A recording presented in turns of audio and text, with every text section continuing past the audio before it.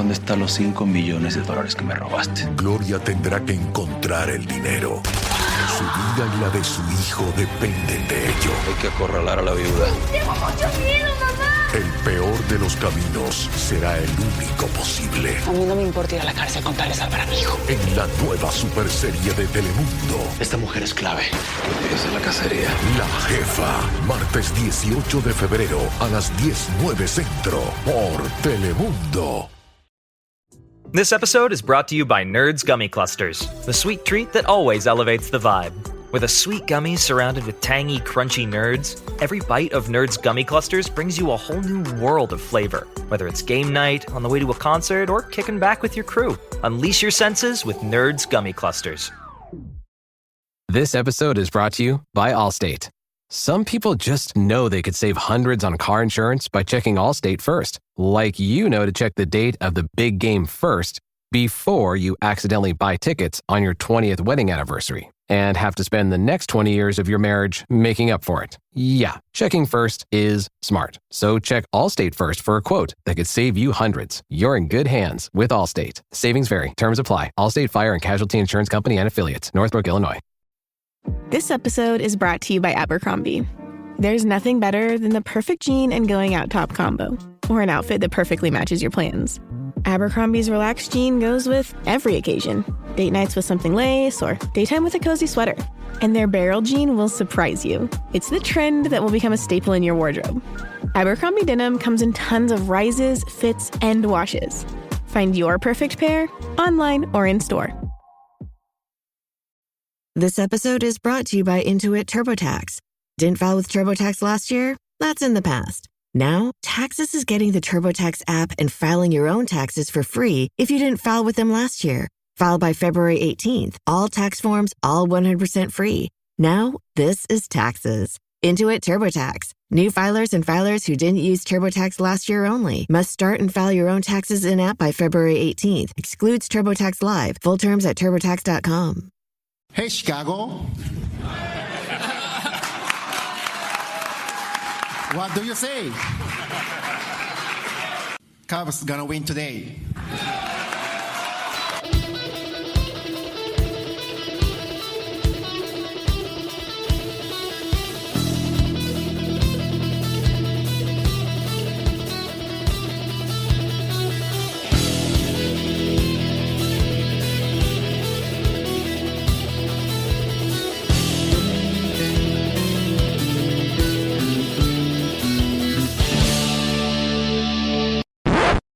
Welcome back to another exciting edition of the Pointless Exercise podcast.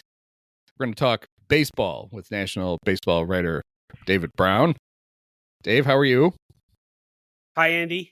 I'm doing well. We're seconds away from spring training starting, unless it already has some places.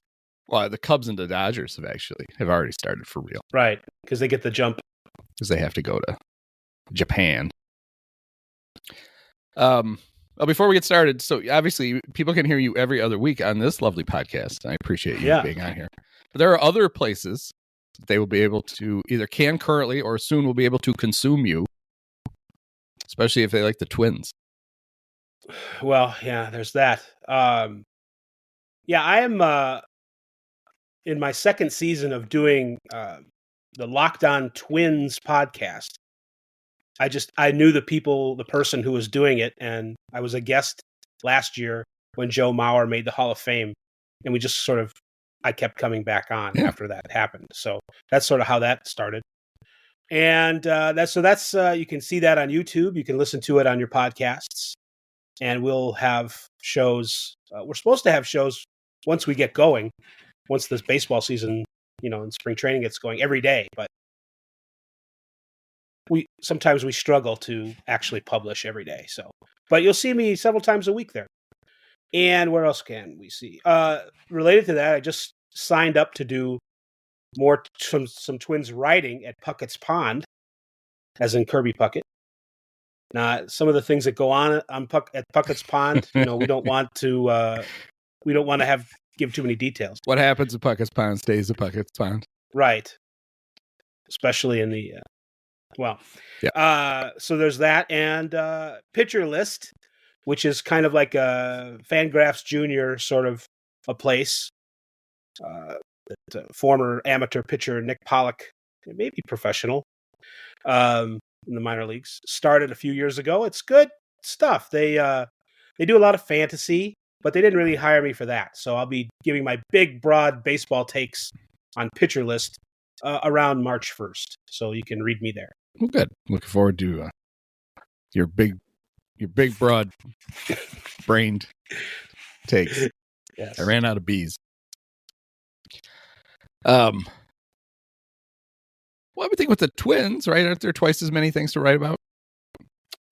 You're hilarious. Good. Well, they have twice as many. They have the Minnie and Paul logo, a graphic. The two guys like shaking hands over the river, Minneapolis and St. Paul. Yeah. So there's no, there's not. I mean, there really isn't. There's just as much stuff to think about, write about, talk about with the Twins as there is any team. So, did you guys do an emergency pod when they signed Harrison Bader?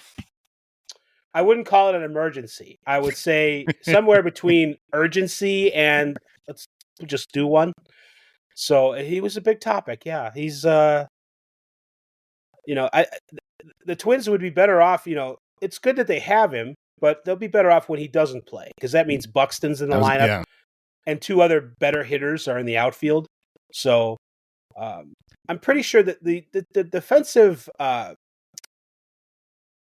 the StatCast gives him a thumbs up, although his sprint speed, he dropped maybe 20 percentiles this past year.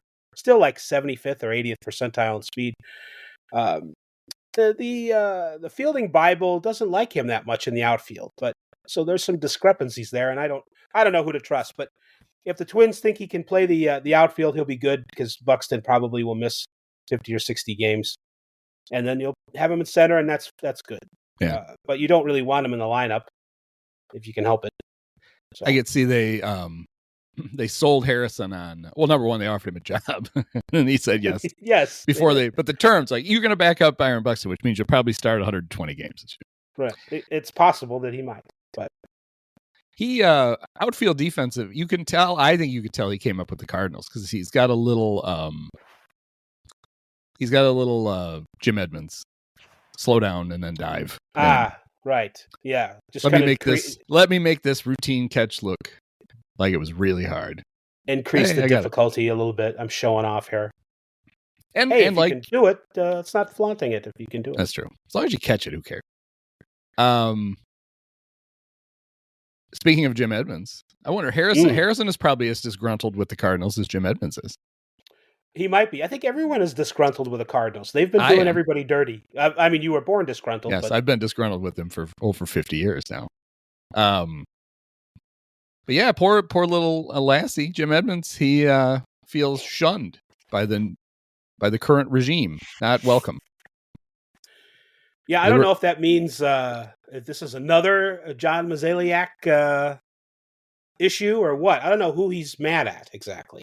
Yeah, I think do you think it had anything to do with them kicking him off the TV broadcast? Then maybe that caused some.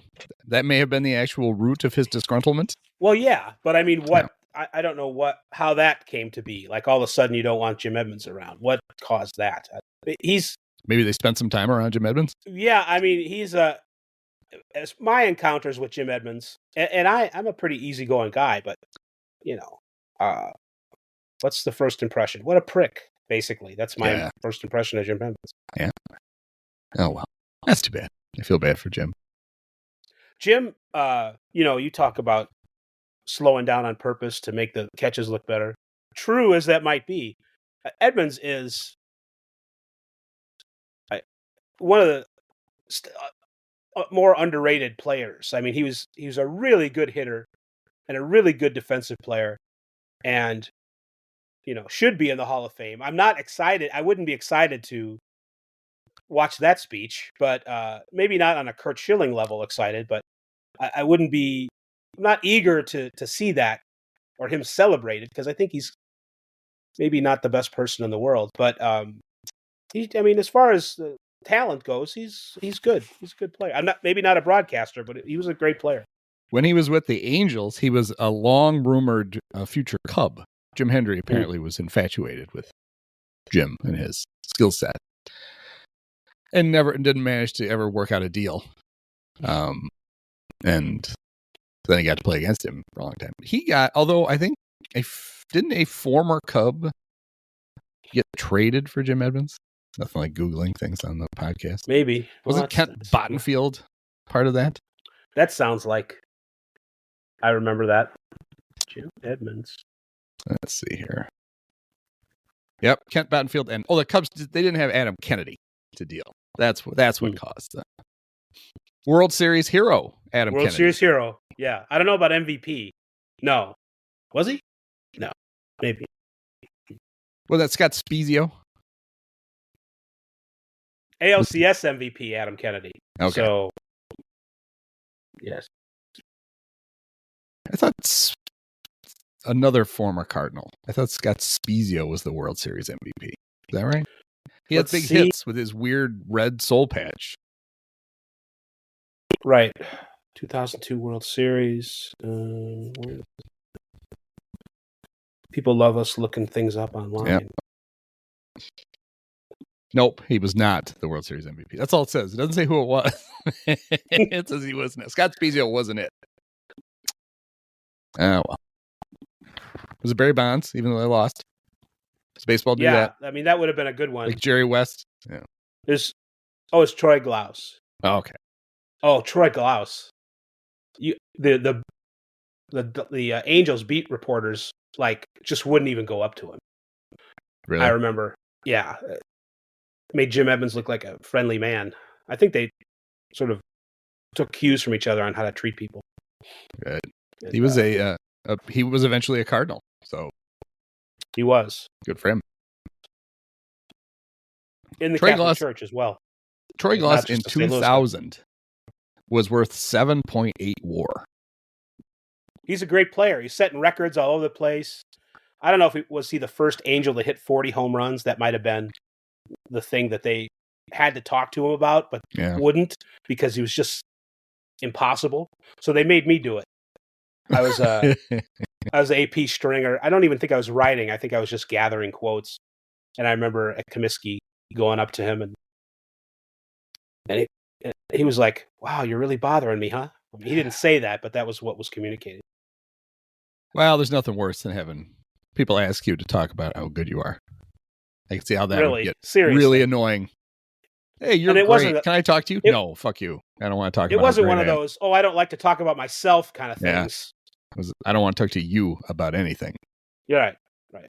I mean, maybe he had a point. I don't know. I wasn't there all season, but it all worked out. Well, he's not even the biggest prick that went to UCLA. What team did Trevor Bauer sign with? Trevor. Oh, yeah. I don't know. I hope it's one of the teams. I hope it's one of the teams that the Cubs play in one of the exhibition games. I'd like to see them put up about 9 runs on Trev. Right. They can remind him that he pitched in 3 of the 4 World Series losses for the Indians. I'm sure he doesn't remember that. That's great.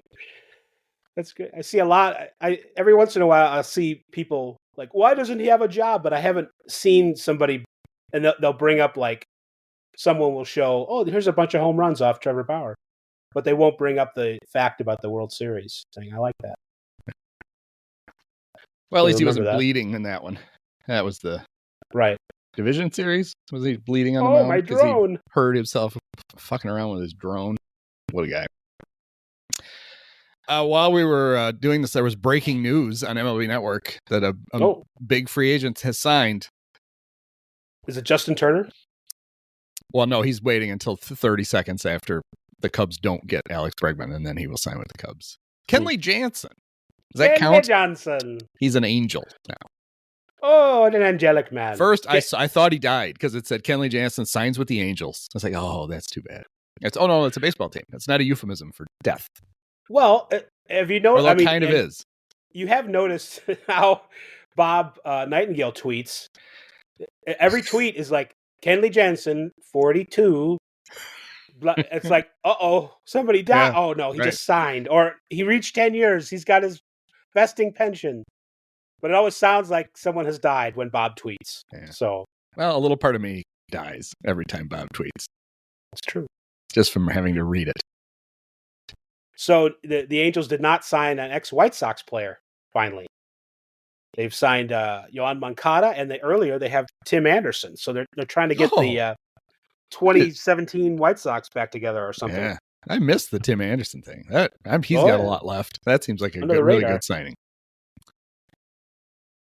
I think whatever was left was punched out of him by Jose Ramirez. I think it just kind of left his body.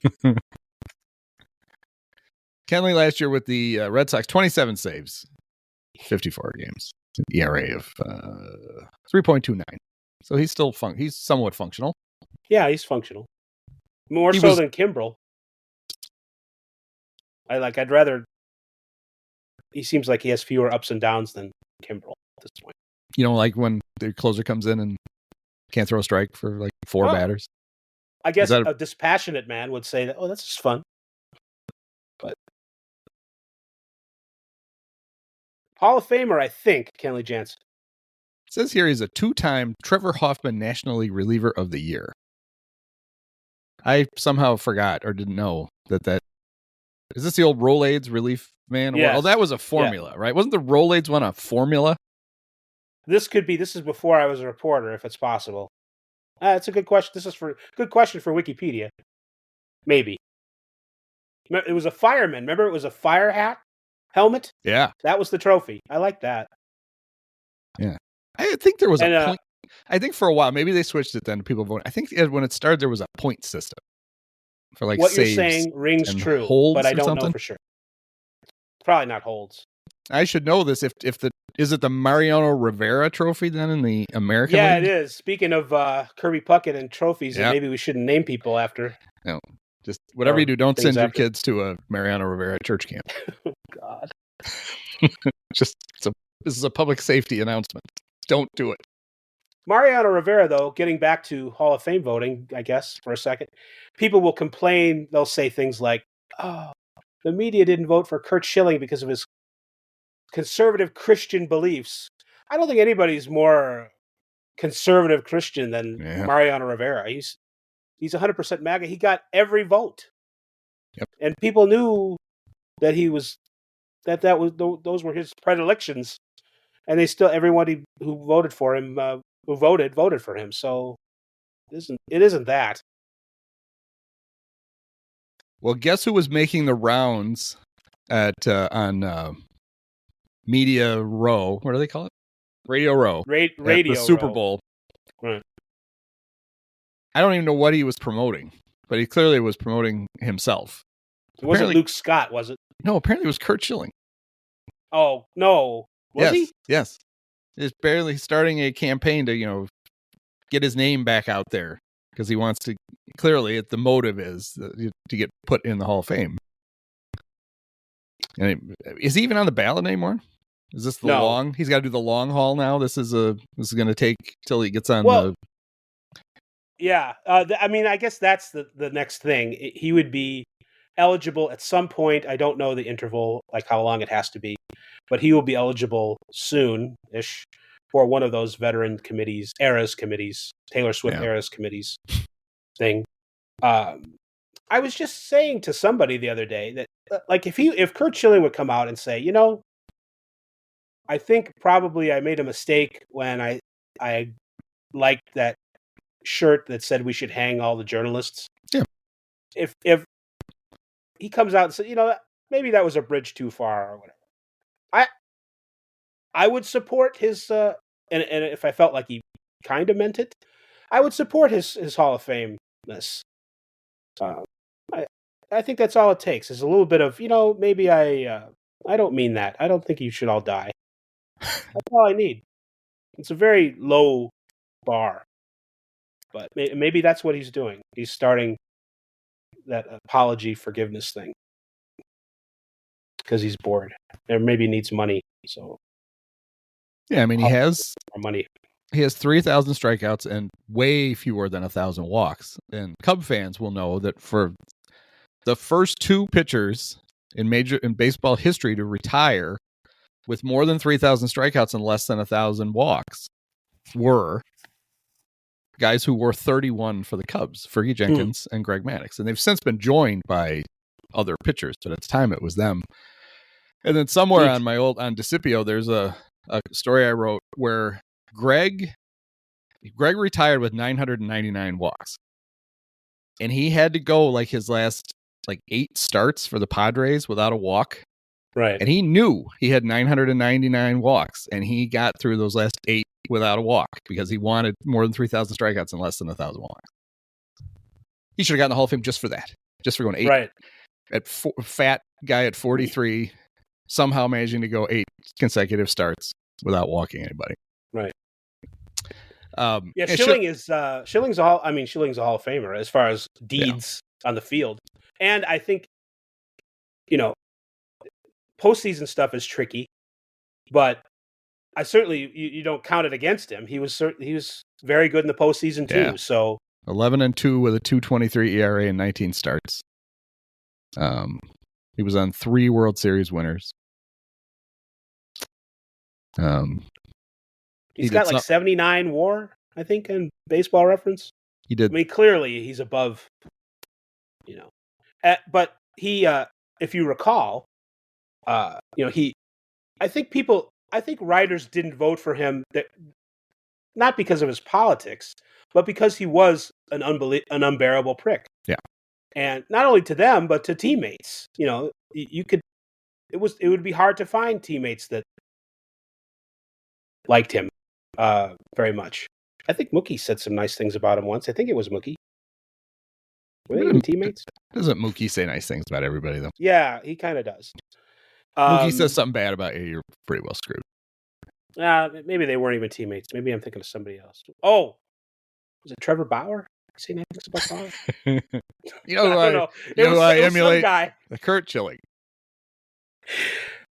But Bauer does seem like a guy who would defraud an entire state out of money for a video game, though. He really does. There's time. I think that could happen. There's a non-zero chance that something like that will happen at some point. I'm not voting for Curt because he's got his full name is Curtis Montague Schilling. Oh, really? Hello. Ooh. Uh-oh. And then he also made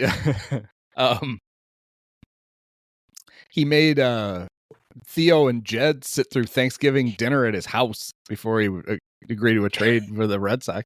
And Jed was sick. I guess he was just miserable. He's just at the table, just like, oh, please, can we just go? I'm getting a whole scent of a woman. Okay, Thanksgiving let's dinner. just trade for Randy. Let's just trade for Randy Johnson. Fuck this guy. Let's get out of here. Theo, I'm going to go sit in the car. And if you remember, you were talking about the Hall of Fame and Schilling, is he on the ballot anymore? The last couple years, he wasn't getting in, so he's like, "Don't vote for me. I don't want it." He told people not to vote for him. I won't accept it. So I think some people took that to heart. Yeah, if nominated, I will not run. If elected, I will not serve. Curt Schilling's Hall of Fame candidacy. Right. Good job. Right. So according to the reason I perked up when I saw that there was breaking news on MLB Network is according to Little Buster Olney, who's somewhere in Vermont with his head up a cow's ass. Ow. Isn't he? He grew up on a dairy farm. He likes to brag about man of the people. Buster Olney likes to brag about his milking cows. I missed that factoid, but okay. What's the Tommy Boy thing? You can get a look at a cow by sticking your head up you can pick out a good steak by sticking your head up a cow's ass, or you can just ask the butcher. Something like that. Tommy fucks it up 10 times in the movie too. Supposedly, according to Buster, the Astros are officially out on Alex Bregman, which means he'll sign with the Astros today. Right. And it's down now to the Cubs, the Red Sox, and the Tigers. The Tigers apparently offering him like the contract he's actually looking for, except he'd have to play for the Tigers. And we'll get to why I think he probably doesn't want to play for the Tigers. The Red Sox, where he would probably play second base. Yeah. Or the Cubs, where he would get paid and he would play third base, but they would not want him around very long. So it's kind of his decision. Do I get the contract closer to what I really want with the Tigers? And then I have to play in that park where I'll probably hit 6 home runs. They keep moving the wall back in, though. They're going to make they promise they'll build Crawford boxes for him. Right. It's not even going to connect to the wall. There's just going to be like a box with some fans sitting on it in the middle of left field. And if you can hit it into that, if you hit it over it, the ball's still in play. Actually, I like that idea. Why is there a duck blind in left field? I like this idea of putting stands on the field and having live territory behind them. I like it. Yeah. Very, not Meadowlands. What was that place? Polo Grounds. Yeah. It's like, there were like offices and foul poles in the middle of the field. It was like 480 feet away, but still. So the Red Sox would have to change positions, and I don't think they're offering him a terribly long contract. And then the Cubs, who basically want him for a year on the cheap and then want him to go away. Do you think, I keep seeing that, maybe this is just a fan's opinion, but the bringing in of Bregman necessitates the trading of Nico Hoerner. It's the idea there is that if the Cubs are going to stick to we got to stay below the luxury tax. Bregman basically eats up all the money they have left under that. They can sign him for like $30 million and stay under the tax, but then they can't really do anything the rest of the year without going over. And so the thought there is, well, then Matt Shaw can play second. You trade Nico and you get $11 million back to make an in-season acquisition if you need one. That's, I think, the thinking behind it. The big problem for the Cubs would be Nico is very excited that he can throw the ball like 12 feet in the air right now because he's coming off arm surgery. So his value is not great if you indeed go to trade him. I mean, we know the play would be you sign Bregman and you go over the tax this year and you try to win. Oh my God, what a concept. Really. And then you can get back under it next year. You don't have to sell an asset below value just to stay under it. So that's why you're seeing that. And unfortunately, I would guess that probably is the discussion with the Cubs. What could we offload to free up some money again if we got saddled with a good player? Oh my God. Well, we have Alex Bregman now. We're going to have to he'll produce. But it may cost us some money. If it's going to be short term, then I think at first blush, it doesn't make sense just from a talent, building a team, a roster standpoint to get rid of Nico Hoerner. No. It certainly doesn't make sense if you think Bregman's only going to be around for a season or two or whatever. Right. You would be creating 2 holes for yourself next year. You go into next year needing a second baseman and a third baseman. I don't know what to make of Bregman. You know, his WAR is pretty good. The whole thing about the crawfish boxes is valid, and Wrigley Field is not a great place for, non-Glen Allen Hill type right-handed hitters. I don't know, how much longer he's viable at third. I mean, he's not that old, is he? 31. I'm not sure. 30 or 31. Not really worried about that so much. The Cubs kind of they can compete now. I mean, they're not the Dodgers, but they're, if they win 90 games and get into the playoffs, you could win the playoffs. So, yep. And he would help that.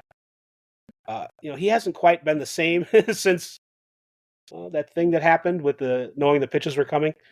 So, that's not all. He's not only crawfish boxes and trash cans, but there's just a little bloom off the rose since all that stuff came out. And his production isn't, he's never been that good a hitter again overall. So I can see why there's some hesitation, but he's still better than a lot of players. He'd help him win, but I don't like the idea of, not that Hoerner is that special, but he's good enough offensively. He's a really good defensive player. Those guys don't grow on trees either. So yeah, I mean, I don't have a problem with the Cubs eventually moving off of Nico Hoerner, but if you're just doing it because you don't want to pay the $11 million, that's not the reason to do it. If a big advantage for the Cubs would be if they could get Bregman for a year, then Matt Shaw takes on a different role. He gets to play some second, he gets to play some third, and then he takes over at one of the. You basically can use this year to evaluate where you want him to play next year, if he's your full-time guy. But if you do sign Bregman and then you decide, okay, we're getting rid of Nico, and then Matt Shaw struggles, the hole that you thought you filled at third, you've now just opened at second. Because that's the fear, is that Shaw, if they make him the third baseman and then he struggles because he's a rookie, well, you'd have the same hole except at a different base. So last year, Bregman, he'll be 31 on March 30th. So he would only be 30 in the 2 games in Japan. That might be part of the thinking. We'll get 2 games when he's still 30, and then the rest. His home numbers last year, he did not have a good season, and his on base average took a huge dump. He'd been a good on base guy, and it was, what was it, like 318 last year? It was bad. 360. Home, he hit 241, 307, 477. So bad, okay. And on the away, 276, 323, 433. So his slugging was 40 points less on the road last year. And for his career, I'll bet it's similar. No, for his career, he actually slugged higher on the road than at home. So, and his walk rate, it's almost halved. And he had a bunch of years in a row where he was walking a huge amount compared to the rest of the league in some of these seasons. 12, 13%. It was almost like he knew when a breaking pitch was coming and he could take it. Well, this is, I don't know. Well, it might have been, some of those years might have been. His All-Star years were still, we didn't find out about this until like 2019, I think. Yeah. Like after the season ended. So, 17.2 walk rate in 2019. And then I think it was December of that year that the investigation bore fruit. And then his walk rate dropped again. And now last year it was 6.9, which is, I don't know. He started his career that way, and now that his numbers almost look like somebody at the end of their career. Now at the end of their peak. So yeah. I don't know if that's just a blip or what it was. So yeah, 2019. But remember in 2019 too, this always mitigates things. Maybe they were cheating, but 2019 was also the year of the really lively ball. Yeah. Like lots of people had. He had an isolated power of 296, which is by far the best of his career. And last year it was 193. It was a whole 100 points less. So he doesn't walk and he doesn't hit for power like he used to. For, who knows for how many different reasons. So I don't know. I think I'd be for the Cubs signing him if it means they don't have to get rid of Nico Hoerner because it's just for a season, basically. It'd be good for my Twins if he signed with the Tigers, because I think in the next couple of years they'd probably regret that. Yeah. So. Well, you could put him right next to Javi. All right. Their bad decision collection right over there on the left side of the infield. Maybe they could put like cases in left. You talked about things that are in play, like big our worst decisions, and like a wax dummy of Alex Bregman and Javier Baez, and then or not even the wax and dummy. His jewelry. They could just have them in there, and they could let me out of here. It's like their bad contract zoo, and you can go. Don't feed the Javi. Right. I can tell you very scientifically, I had Bregman on my fantasy team, I think in 21 and 22, and I did not enjoy the experience. Yeah. He was hurt one year, and the other year he was healthy, and he just didn't produce either year very much. And that's why there's no way I would want to sign him to a long-term contract. I like the idea of the Cubs because it's money, and that's not my money, and they should be spending their money. Right. You can get him for a year with an option that kicks in if he runs into the wall or whatever and needs, can't go out on the market. I wonder how much of it, if they're scarred by the, they really thought that Cody would opt out after last year, and then they ended up having to trade him. I wonder if they're afraid of, because they would, it's going to be, if the Cubs sign, it would be a similar contract to that. Mm-hmm. So they may be just, Jed is probably on the phone with Boris going, he'd really, Detroit would be a nice place for him. Why he doesn't like Detroit. Scott Harris, a nice guy. He used to work for us. You should go there. A telltale sign that the Cubs are already distancing themselves from it is that yesterday they let leak who they might be interested in if they can't get Alex Bregman. And that would be, let's get even older, 40-year-old Justin Turner, who played 36 games at third base last year in 2 countries, Toronto and Seattle. It's almost the same country. Seattle's practically in Canada. Basically, yeah. Well, it's all going to be a state pretty soon, so that'll be fine. America's hat. Yeah. It's amazing that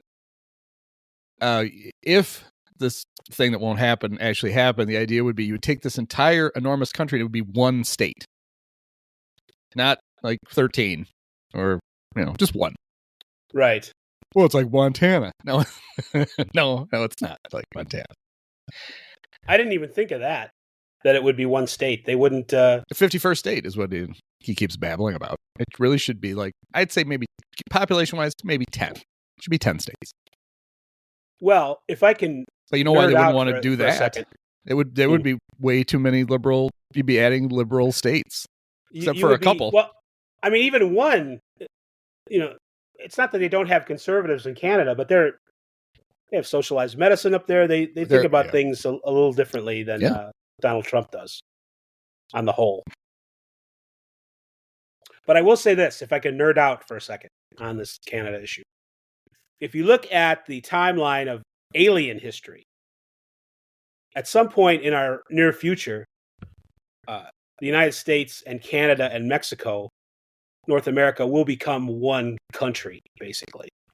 So that could be, maybe that's what Donald Trump is. Maybe he's an alien fan, and he sees the unification of the entire continent as a way to compete with the gigantic Chinese behemoth. And I could see that happening, maybe in my kid's lifetime, but probably not in the next 4 years. Yeah, I hope not. Segueing back flawlessly to Justin Turner. I don't understand. I wouldn't get the signing if I were the Cubs. Not the Cubs. The Twins to play first base. Yeah. That might make some sense. So I would not. 41-year-old third baseman, or 40. That doesn't sound good. Well, I feel like if they signed him, he would. The one thing they haven't replaced, and how could you replace it, is the big right-handed bat off the bench, and the guy who takes the first base starts when Craig Counsell doesn't trust Michael Busch to face certain lefties. Patrick Wisdom is gone off to Korea or Japan, somewhere in Asia. And so I could see Turner filling that role. Yeah. So, but the idea they would bring him in as the alternative, well, we can't get Bregman, we're going to get Justin Turner. It's like, okay, he's not going to be brought in. He's not going to challenge Matt Shaw at third base because he can't bend over. I don't think he can pick up ground balls anymore. I don't like it. But I'm having also a very a Mandela effect. Doesn't it seem like Justin Turner's already been on the Cubs? I can see him in the uniform. It's just weird how much it makes sense from a visual standpoint. No, I think what you're picturing is Joe Madden bringing John Lackey into the ninth inning of extra innings of a playoff game, and Justin Turner hitting a walk-off homer off of maybe that might be what you're picturing. I always liked him. You know, I mean, it was one of those guys that like the Mets undervalued, and the Dodgers were like, "Well, this guy's good," and they got him, and he was a very productive player. And so it's, you know, I wish we'd have had him. You can't say that we did because we didn't, but it's like, I wish we had him 5 years ago. We did. 7 years ago then. Yes. It would have been fine if you'd gotten him, you know, 5 years ago. But this is not 5 years ago now, and this just seems like you know, a waste of a spot. But I mean, I could still see it happening because I do think they feel like they need like a bench bat. Yeah. The problem is he just doesn't give you. I mean, he gives you versatility in that he knows how to play 3 different spots, but I don't know you want him playing any of them right now anymore. Right. Because somebody played him at, I think it was the Blue Jays played him at second for a while last year. Yes. That doesn't seem like no. You definitely don't want to do that. You want to keep him out of the middle of the infield. Yeah. It would be good for him though to come to Chicago because his hairline is naturally doing a bozo. He's got the bright red hair, and it is creeping down through the middle. He's literally, he could grow it out enough where he could just have the bozo hair sticking out from under the hat with nothing on top. So maybe it was faded. The Cubs are due to win the grand prize game, I think. Yeah, well, he's a guy. Yeah, and the Mets. It's funny that the Mets didn't value him enough because they got him for the Orioles, who didn't value him at all, and it appeared that he was going to be at least something. And the Orioles just completely whiffed on him, and that's one of the reasons I think he's still playing, because he sort of got a late start on things. He wasn't a regular until he was 27 or something, 28. So that's why we still have Justin Turner to deal with. Yeah, he left the Mets. Was he free? Did they just let him go? I think they did. Right? I don't think it was a trade.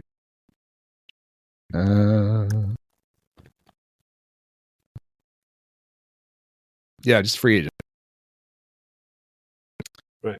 So his last year with the Mets, he only played 86 games, 280, 319, 385. Signs with the Dodgers, 340, 404, 493. Like immediately. Right. A really good player. And but he was started off as a Red. Oh, even there? I remember with the Orioles. Yeah, maybe the Reds were his first organization. He got traded with Brandon Waring and Ryan Friel for Ramon Hernandez and cash. The late Ryan Friel? Yep. That was on December. That was on my birthday in 2008. Happy birthday to me. And he got waived. The Orioles waived him in May of the next year. Way to give it a shot. They played with the Mets, and then he got Mets gave up on him. Yeah, he's an interesting player. He's had a really nice career. I just he wasn't all that effective last year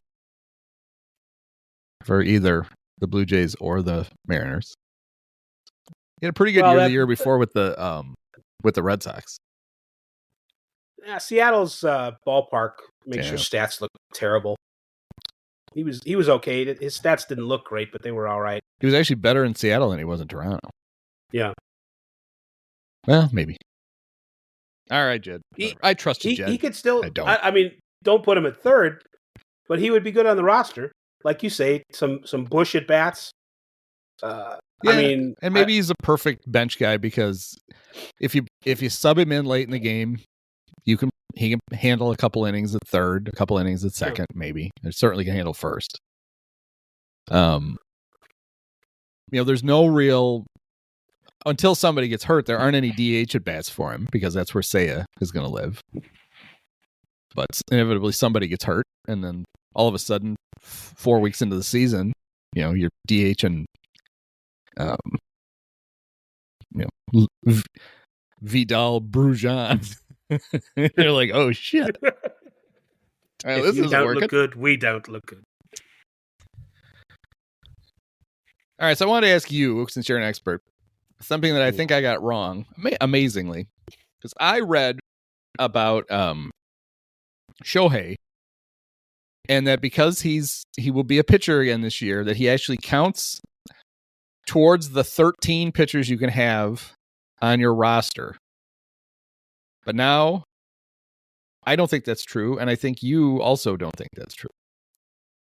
I don't think that's true, based on the other podcast I was just watching, or video of it, of Andrew Friedman talking about. Oh, what does Andrew Friedman know about this? What does he know? What are your source on that, Dave?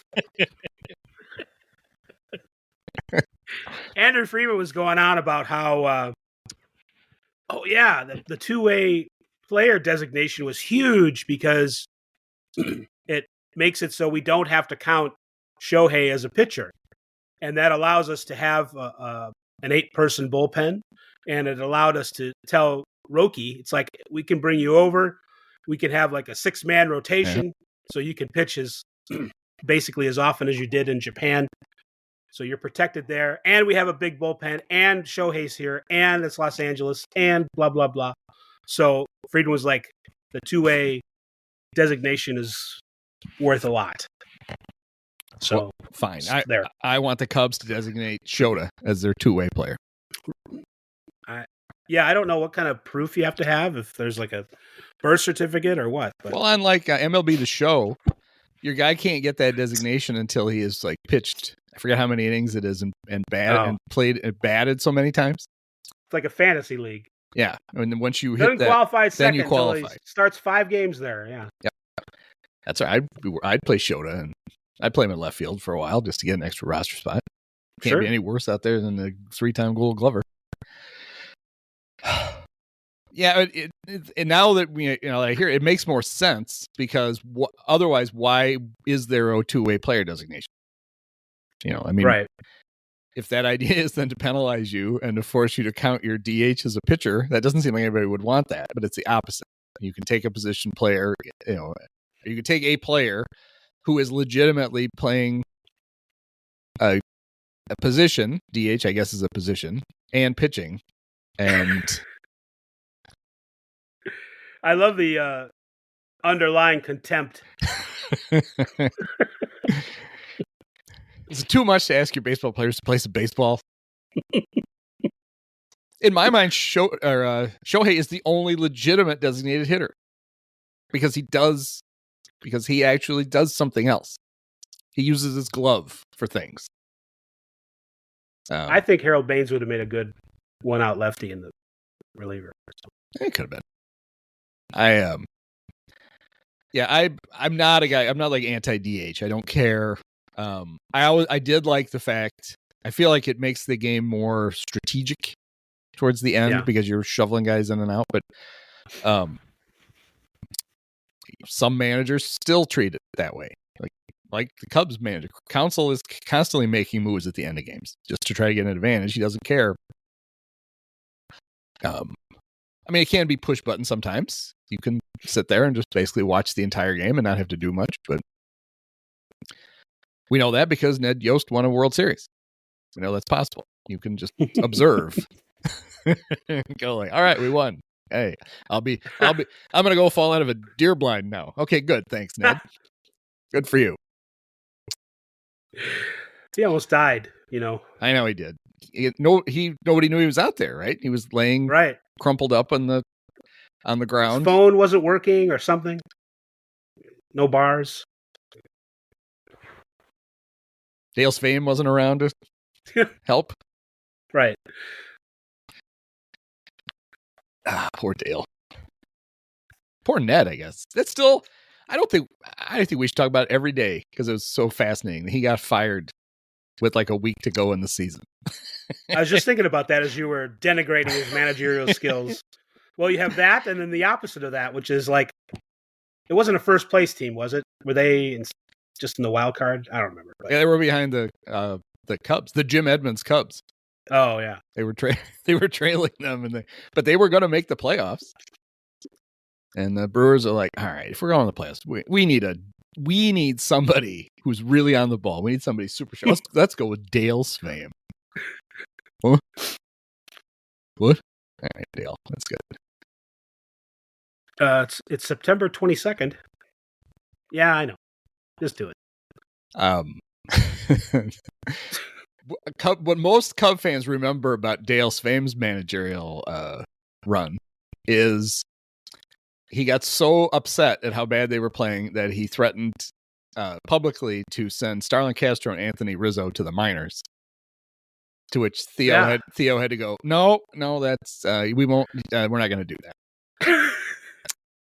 Now, there are only 2 good players, Dale. No, you're not. We're not sending them down. Maybe the Cubs should have had like an on-field agony booth or something for as punishment for the players that was in play. Oh, there they are! Look out! Ball bounces off. Yeah. That job. That managerial search came down to Dale and Mike Maddox. They were the 2 finalists, and I always felt like it would Theo was like, I think Mike seems too nice to put him through this. Right, as a favor, we're gonna do you a favor and not hire you. Purposely be terrible for at least 2 years. Dale could probably handle it, so we'll give it to Dale. And Dale knew what he signed up for, and he still couldn't handle it. I don't blame him. Right. I think losing has to drive you nuts. But I always wondered, did he get off easier than Rick Renteria did? Rick gets the job. Everybody's like, boy, Ricky did a nice job. Like, the Cubs were playing pretty good baseball at the end of the year. Sorry, Rick, you're fired.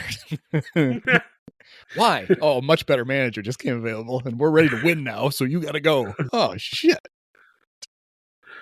That's all right. He redeemed himself with the Whites. No, he didn't. That's the job. Speaking of Cubs general manager type people, Jed Hoyer and Carter Hawkins did their little press conference before the start of spring training on Sunday. Mm-hmm. Apparently, their press conference and Craig Counsell's press conference happened like at 4:00 before the Super Bowl started at 5:30. Okay, like you're gonna get a lot of attention for this. And they talked about there's the one Japanese reporter who asked in both press conferences, is Shota going to pitch in Japan? And Craig basically said, I think he has to. I think we would, I think baseball would probably ban us all if he didn't. And then, why are we doing this if we're not doing that? Yeah. Jed said, yeah, there's probably a pretty good chance, which is actually kind of funny. But there were reporters who Patrick Mooney from The Athletic was asked him directly, what's it going to take to get the Alex Bregman thing over the line? And Jed said, I can't talk about free agents. And another reporter from the back of the room goes, no, he goes, I can't talk about him. That's what he said. And he's like, he's a free agent. You can talk about him. And Jed, in a very disgusted, how he did the Joe Biden whisper thing? He goes, I can't talk about free agents. And he was so pissed. And so I was like, I don't think that's true. I do know that there are some odd limitations. That's all in the CBA, basically they wrote in there things to protect themselves from collusion. Yeah. That's in they're basically guidelines. And it's stuff like you can't say, well, we would nobody else is offering him more than $12 million. So why would we do that? You can't say that. You can't say You know what's smart? Enjoying a fresh gourmet meal at home that you didn't have to cook. Meet Factor, your loophole in the laws of mealtime. Chef-crafted meals delivered with a tap, ready in just 2 minutes. You know what's even smarter? Treating yourself without cheating your goals. Factor is dietitian approved, chef prepared, and you plated. Pretty smart, huh? Refresh your routine and eat smart with Factor. Learn more at factormeals.com. This episode is brought to you by Indeed. When your computer breaks, you don't wait for it to magically start working again. You fix the problem. So why wait to hire the people your company desperately needs? Use Indeed sponsored jobs to hire top talent fast. And even better, you only pay for results. There's no need to wait. Speed up your hiring with a $75 sponsored job credit. at Indeed.com/podcast. Terms and conditions apply. This episode is brought to you by Amazon. Sometimes the most painful part of getting sick is the getting better part. Waiting on hold for an appointment, sitting in crowded waiting rooms, standing in line at the pharmacy. That's painful. Amazon One Medical and Amazon Pharmacy remove those painful parts of getting better with things like 24/7 virtual visits and prescriptions delivered to your door. Thanks to Amazon Pharmacy and Amazon One Medical, healthcare just got less painful.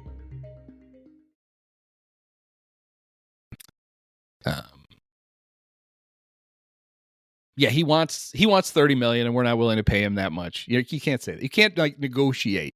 But Jed acts like you can't talk about the player. And of course you can talk about the player. Like he can say, well, Alex Bregman was really good. We'd love to have a guy like that. Let's see what happens. Or, GMs say that all the time. Yeah. But Jed is like, no, I can't talk about him. Oh my God, I can't. I'm not allowed. So I actually went and I looked up the Major League Basic Agreement signed in that runs from 2022 to 2026. And there's a little known codicil to the Faber College Constitution. You get put on double secret probation attachment number 49, which was written by Bruce Meyer, Esquire, Deputy Executive Director of the Major League Baseball Players Association. So the Players Association actually wrote this, and then no, that's not right. This is a letter to him from Daniel Halem, Deputy Commission and Chief Legal Officer from MLB. So it's a baseball document. It literally it's a 3-page thing that spells out what you can say and what you can't say.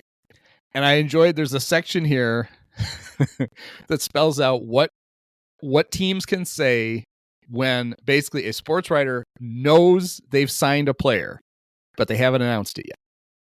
It even has the guidelines.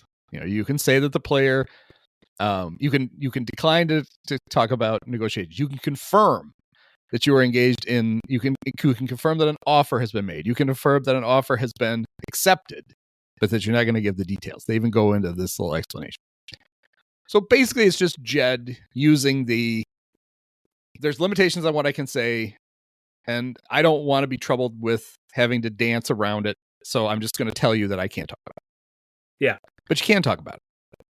So don't say that you can't talk about it. You don't want to talk about it. In the moment of the press conference, though, the reporters will be thinking, well, certainly Jed knows more about this than we do. He would know. And then they back off and they don't bother him. Well, they did not seem... The cover reporters seemed sick of it. Yeah. So I have a feeling they have figured it out. That he can't actually... And it could be as little as talking to other GMs about things, and they actually comment on potential free agents. And they're like, wait a minute, Jed says we can't. No, he can. Jed just doesn't want to. I get it. There is no upside for Jed to do it. But tough. He could even just say that. Yeah. Well, it's the fact he says... I think the thing that irritates me about it is he acts like he's forbidden from talking about it. And I can't believe you would ask me that. I can't answer that. When the answer is, no, we ask you this because you can answer it. You just don't want to. So at least say that. Right. At least be honest enough to be like, I don't want to talk about that. I could say something stupid like I usually do, and I could get myself in trouble. So I don't want to do it. I would far more respect that. That would be an answer. I'd be like, oh, okay, I can kind of see that. Honestly, I'm not smart enough to figure out how to answer this question appropriately, so I'm just not going to answer. Carter, do you want to give it a shot? Huh? I'm glad Carter makes his appearance on the podcast. The dynamic between... So Theo would always make Jed come to these press conferences too, and no one would ever ask Jed a question. And I guess it was a joke, because at the end of the press conference, Theo would be like, anybody got a question for Jed? And everybody would laugh, and Jed would be like, oh, fuck you. Yeah, fuck off, you asshole. Monkey suit wearing. That's right. He gets up every morning and just, is he in the monkey suit? No? All right, good. I guess I don't have to do anything today. Jed brings Carter to these things, though, and Carter won't shut up. Carter loves to talk. Carter butts in and starts answering questions, and Jed kind of looks at him like, all right, fine, go ahead, you stooge.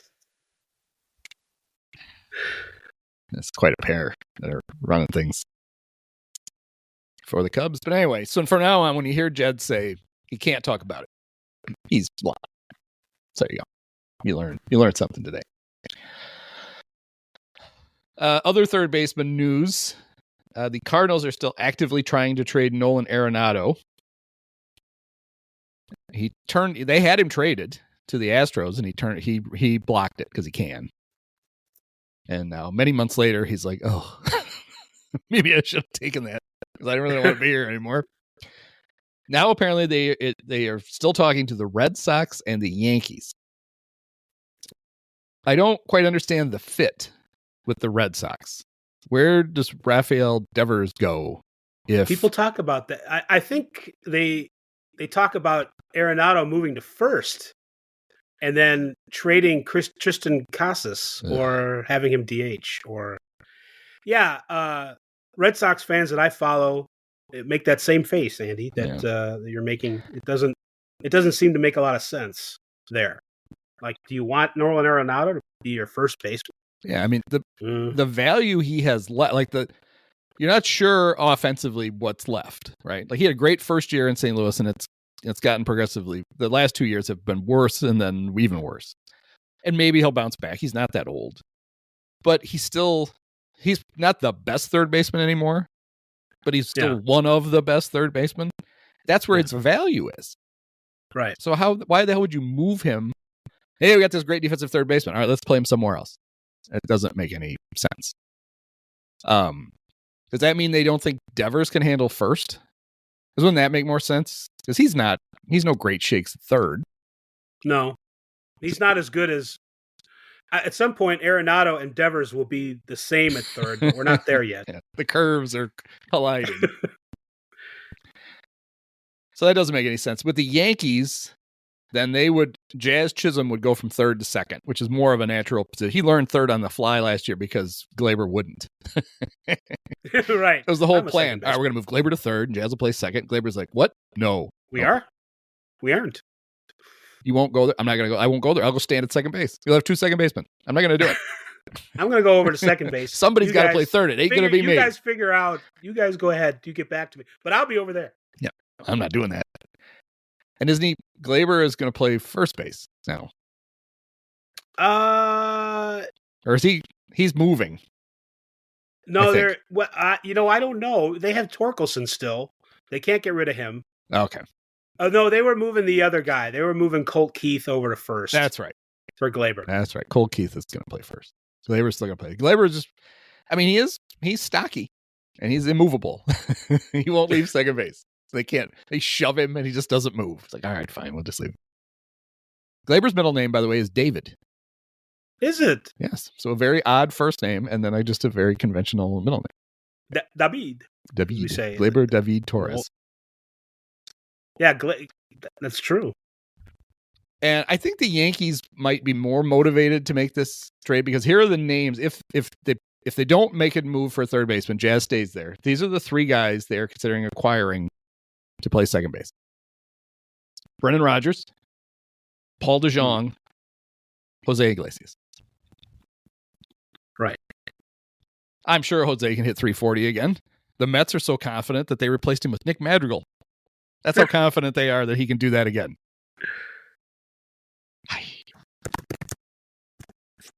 So I don't know. It made sense to me the whole time that the Yankees would get Arenado. They did when they lost Soto.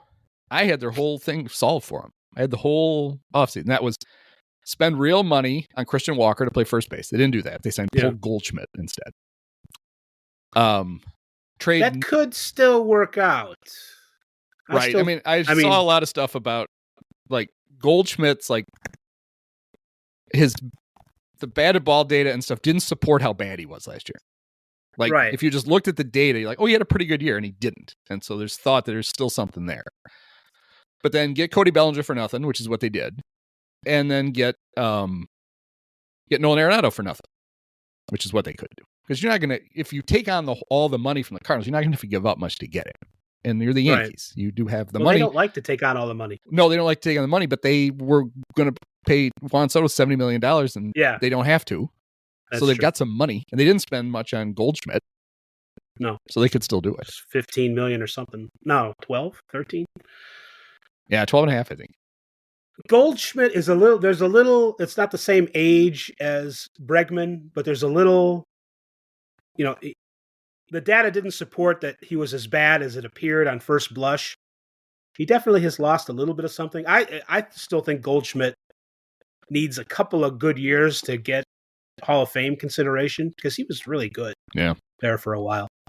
You know what's funny, though? I've got to get this thought in about Arenado. I don't know that he's done, but it is funny how people just killed the Rockies, and it was fair to do so, for getting out from under his contract or whatever.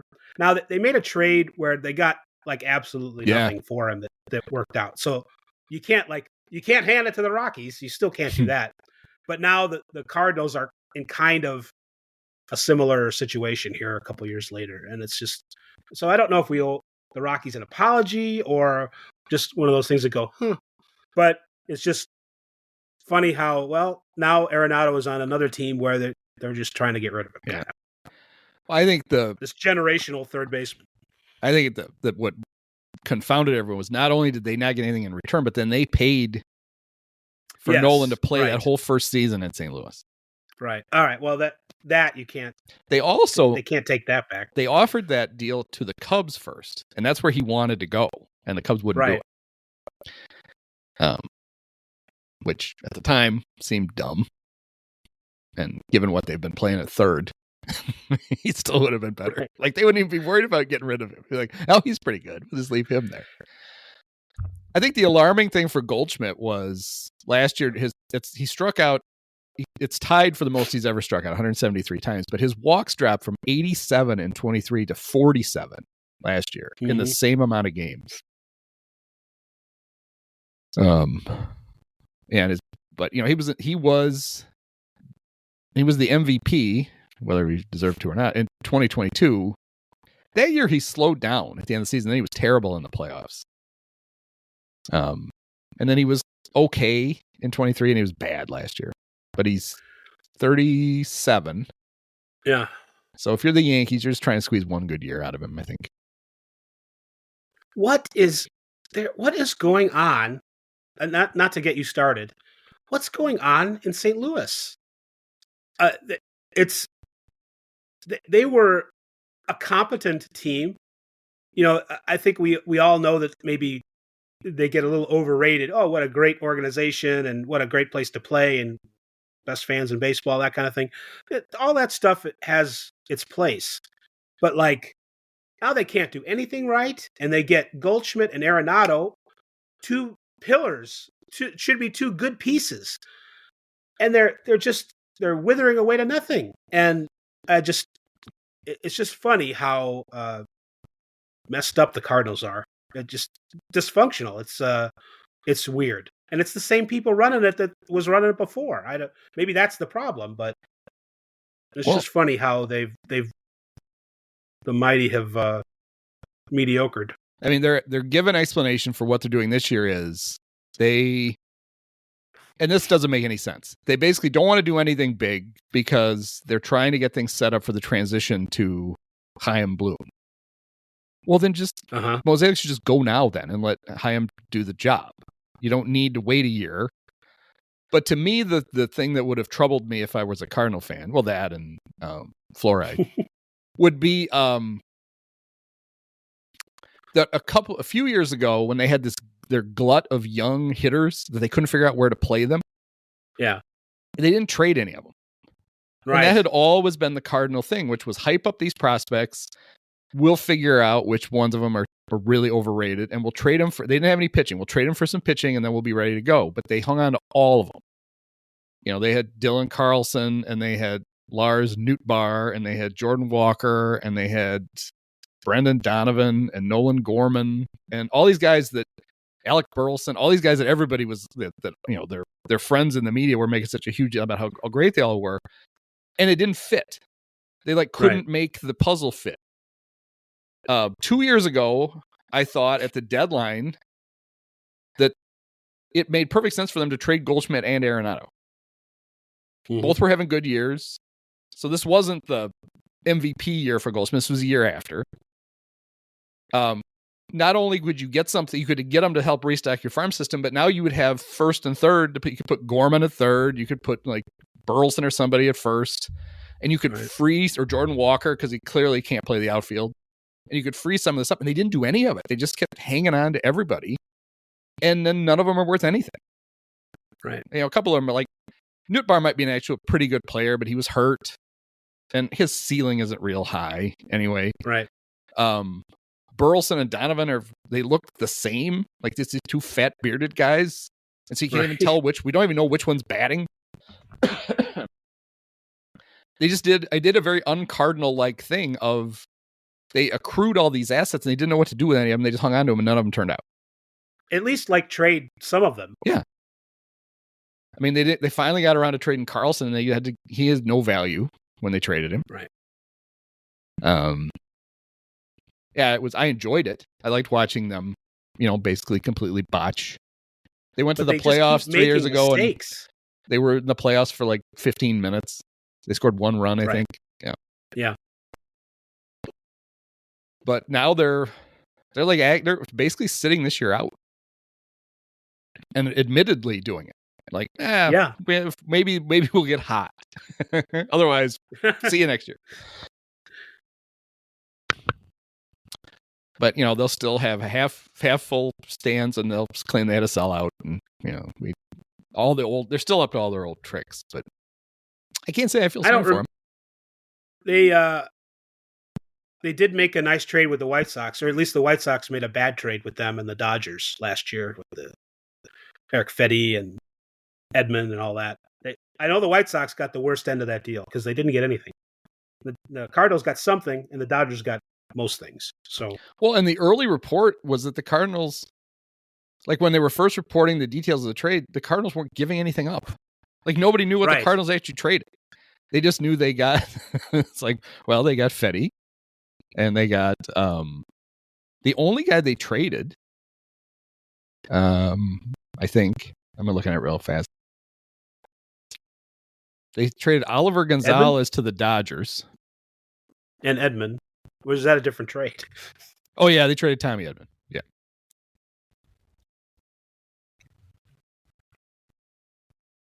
Yeah, it's a complicated. But yeah, the best player the Sox got was probably Miguel Vargas. Like 2 years after anybody had any hope for him anymore. Like, I'm fine. Right. There you go. Yeah, it's just a weird. And then Edmund, of course, goes on and is a World Series star hero for the Dodgers. He was he played with Nico Hoerner at Stanford. Oh. Yeah.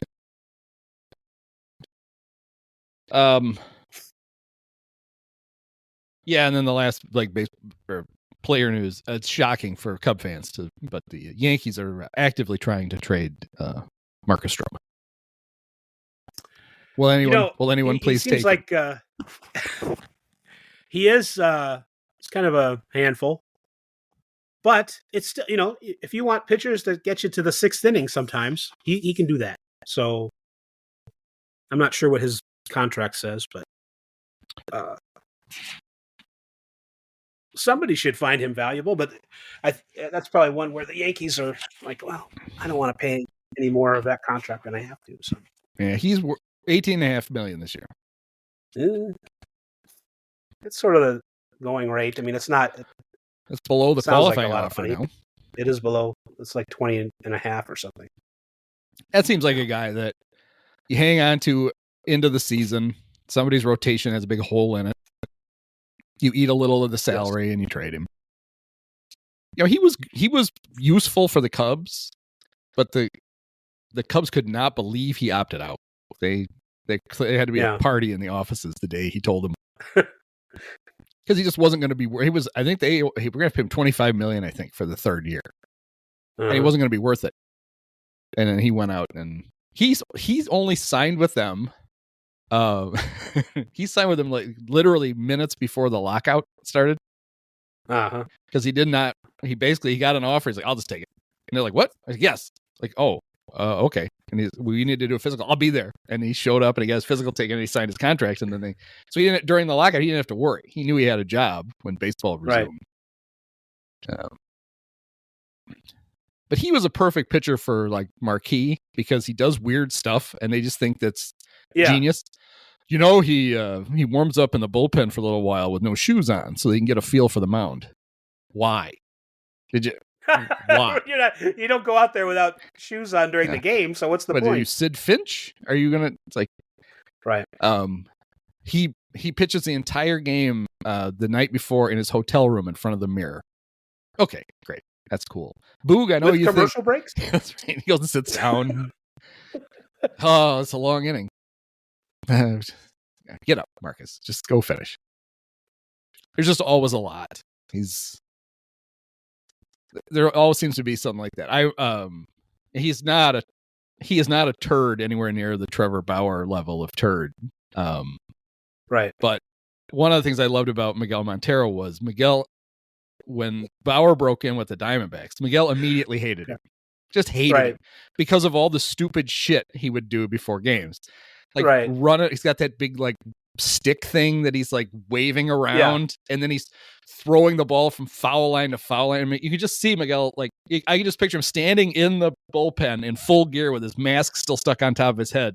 Are we ready yet? Are we ever gonna fucking pitch? Are you? Oh, Montero on Bauer is just some of the funniest stuff ever. There was another guy too. There were two guys that Miguel hated immediately, and he turned out to be completely right both times. It's like he's a good judge of character. He knew right away. Not this asshole. Screw him.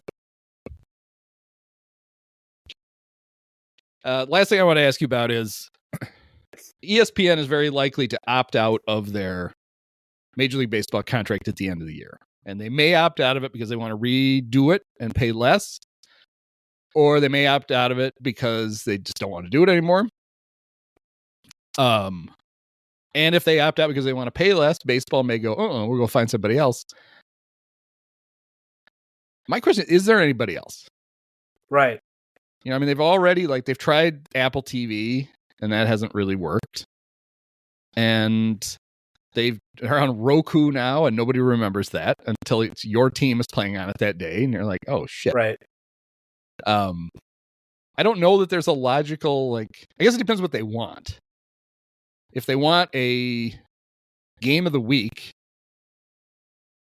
I mean, does Sunday Night Baseball become FS1 Sunday Night Baseball? That's not exactly a showcase anymore. No, I don't know. I don't know if you can.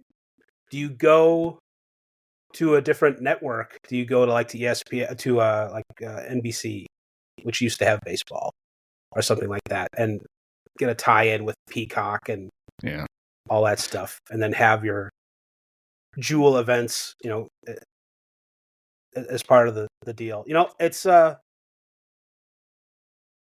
it probably would just be easier. I don't know either if ESPN wants to continue, but it probably would be easier just to take less money from ESPN than worry about. They don't seem to worry though. You've mentioned the laundry list of places where you can find baseball. They don't seem to care about that, and I wonder if caring about that is something that only older people care about. Is it not that big of a deal to younger people and who are used to cord cutting and finding things wherever to watch on their devices? Does it not matter anymore that ESPN to have that tent pole or whatever phrase it is? So I don't know. There was some data. There's some data in the ratings that show baseball's kind of on the upswing with some younger viewers. So maybe they don't care that much that it's one of that they go with that big standalone network anymore. So maybe we overrate that. Just going to put it on TikTok. Yeah, really. 15 seconds at a time. Yeah. That's all they have attention span for anyway. Yeah, I could see Roku. I could see something like that, but maybe it would maybe NBC gets excited to get baseball back, and maybe that's something to compete with ESPN for the price that they want. Yeah, I think though, because NBC just got the NBA back. So they're doing Sunday night football, and then that will become Sunday night basketball when football season ends. Yeah. There's no room then for Sunday night baseball except for July and August. And then it gets kicked off again. Like, nope, sorry, we got a football game. You're going to be on Peacock. Right. They're almost going to have though to find a network with a streamer that I mean, the NBC thing I could see, like if they're fine with being on Peacock every Sunday night, but then the All-Star game is going to be on NBC and the World Series is going to be on NBC, then yes, you absolutely could do that. I kind of wonder if, I think if you're MLB, the smart play might be to, and the owners aren't going to like this, but that's what Rob's there for, is to get yelled at. Is to renegotiate the ESPN deal and end up probably taking, ESPN's going to want to pay you less for it, but do it. Because a long-term play for them is they're trying to cobble together the rights to as many teams as they possibly can to offer their own baseball package without blackouts. Right. And it does seem like the two most likely places to put that would either be on ESPN Plus or Amazon Prime Video. Mm-hmm. And if so, you don't really want to sever the ESPN thing completely and take that out of it. ESPN is going to go next year. I think they're going to offer a package that you can just get the ESPN's, all of the ESPN and ESPN2 and news and the Ocho and all that stuff, and then you're going to get everything on ESPN Plus. And if they could add to that the entire baseball package, like they have the hockey one, they might look at that as, we need content. If we're going to sell this, we need a lot of tonnage. And if we could offer somebody every baseball game for the $29.99 a month or whatever you're getting all this other stuff for, that might work. So I kind of wonder if they have to, although on the other hand, baseball, it's funny, like for all the people talking about, they're behind the times and blah, blah, blah. A lot of the platform that a lot of streaming is built on, baseball built with the Major League Baseball Advanced Media. Like they got MLB.TV right, and they were really good at it right away. And they actually sell the technology to other places. Yeah. So if any league is capable of producing their own, putting together their own package for you to buy, it would be baseball. So maybe I've just talked myself out of it. Maybe they don't need ESPN. Screw ESPN, we'll do it ourselves. But yeah, I mean, at this point, what are you buying if you're ESPN? Sunday Night Baseball that people really don't watch, that you're so uninvested in that you just keep moving the time up. It's basically becoming Sunday afternoon baseball because you're trying to burn it off as quick as you can. You put very little effort into the, you get Carl Ravitch and David Cohn and Eduardo Perez. It's like, yeah, how hard are you trying? You don't even bother. Baseball Tonight went away. You don't even have it anymore. There's no weeknight games, I don't think, at all anymore. FS1 has the odd Wednesday night games or whatever. And I guess TBS has one. I guess that would be your other suitor, right? So you go to Warner Brothers, TNT and TBS and Max, and you're like, you guys don't have basketball anymore. Mm-hmm. Guess what? You can have all the baseball you want. So maybe that's what they do. You do a Charles Barkley studio show with baseball? Yep. That was originally when they first lost basketball. They're like, they still had Barkley under contract. And they're like, we're just going to put him on all our other stuff. Like, nobody wants to hear Charles. I mean, Charles is fun. We all like Charles. Charles doesn't pay that much attention to basketball. What the hell is he going to talk about all the other stuff? Right. I mean, still to me, the most ridiculous thing is when they have Charles and Kenny sit in during the March Madness, post-game shows. They don't know who anybody is. they've been paying attention for like 2 weeks before the tournament, barely. I mean, when the highlight of Charles ever being on the March Madness thing, and this came back up when Greg Gumbel died because he was on the set when it happened, was 2 years ago during March Madness. Charles talking about how when he was first with the Sixers, that they would take showers in their uniforms to wash them for the next game. Kenny looks at Kenny and Clark Kellogg are sitting there like, what? No one has ever done that. It's like, of course we did. We'd be playing in Boston one night. We'd have to be in New York the next. When were they going to wash the uniforms? We just wear them in the shower. Like, you did not do that. There is no way anybody did that. And Gumbel is like face down on the desk. He's completely lost it. And Charles insisted they used to do that. And it's like, can you imagine trying to pull your knee-high socks off and they're soaking wet? It's like, Charles, do you think maybe Moses Malone told you to do that and you were the only one who did it and they've been laughing about it for 40 years? Charles still showered his fucking uniform. He doesn't realize we have more than one set. So yeah, you don't have to wash them before we get to New York. There's clean. Another set of uniforms to wear tomorrow. It'll be fine. They can be in a hamper somewhere, Charles. Well, maybe he should do baseball. Why not? Yeah. All right. Well, we can't top that. So we'll end it on the Charles showering in his uniforms. Although, the big story in The Athletic, because we had to follow up, Levi Weaver had a story this week about, they promised to fix the uniforms, and they've kind of fixed the uniforms. Like, the road grays are all back to pre-2024. You can get the pants altered the way you want. The fabric is thicker. That's all great. The home whites next year. Apparently they couldn't do them both. But on all the uniforms, we're back to the 3-inch letters on the back, thank God. Right. With the unique fonts for different teams, and everybody has to have the same one. And the patches are no longer going to be ironed on. They're going to be sewn on again. So the aesthetics for us, the fan, is everything's back to normal. The players will still bitch about the home whites because the fabric's going to be too thin for what they like. But they actually did fix them, which is nice. Because I had a very hard time with the numbers on the back of the uniforms. I could not believe how cheap that looked. Or the names. It was, I guess it didn't really... It did matter, but it certainly, it seems like something that shouldn't matter, but we certainly think it does. Yeah. Just by looking. It's just hard to look at. I mean, I thought Dansby Swanson summed it up best when he got interviewed about it last year, and he said, when you get to the big leagues, one of the coolest things is when you get your big league uniform and you put it on. He said, and now when guys get called up, their minor league uniform is nicer than the big league uniform they're putting on. So they changed. At least they fixed that. They went back to normal. Well said. All right. Well, we'll see what happens over the next couple of weeks, and then we'll catch up again. Thanks, Dave. Okay. Thanks, Andy. Many of us have herpes. Post-game show is brought to you by Christ, I can't find it. The hell with it.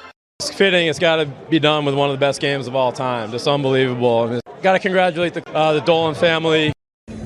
Sean, my podcast co-host Andy, you were his favorite player growing up. Oh, thank you so much, Andy.